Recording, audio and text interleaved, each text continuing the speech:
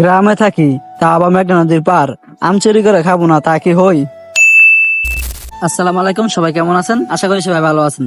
তো আম খাওয়ার মজাটা আলাদা, সেটা যদি আবার হয় চুরি করে। তো আম পাড়ার জন্য বিলালের নিচে লাঠি ভাঙ্গা, এখন লাঠি নিয়ে গাছে তোলে যাইতে দিতে দিকে দেখি ওইখান দিয়ে আরেক বাতিজা ফাল দিয়ে উঠে গেছে গাছের উপর। আর ওই দিক দিয়ে আমরা লাঠি ভাঙতে ভাঙতে ওই গাছ থেকে দিল এক লস্কা আম নিচে ফালাইয়া।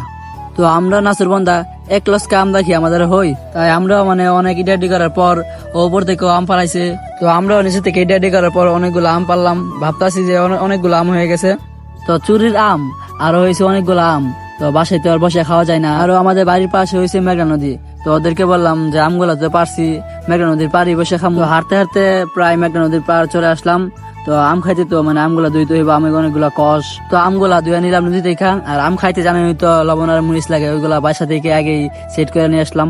লবণ আর মরিচ দিয়ে কাঁচা আম খাইতে কি স্বাদ সেটা তো জানেনই। তা যদি হয়ে আমগুলা চুরির লবণ মরিচ দিয়ে আমগুলা খাইতে কি যে স্বাদ ভাই। তো আবার মেঘনা নদীর পার বৈশা এখান দিয়ে আরেক বাতি যা ভাবতেছে যে ও নাকি আম দিয়ে আম চিচা, ও নাকি আম দিয়ে আম চিচে লাইব। তো আমও ভাঙে না আর ওরও খাটনি কমে না। এদিকে ও আম চেষ্টা চেষ্টা ওইদিকে ওরা লবণ করে ফেললো শেষ। তো ভালো থাকবেন, সুস্থ থাকবেন। আজকের ব্লগ এ পর্যন্তই। আসসালামু আলাইকুম, সবাই ভালো থাকবেন।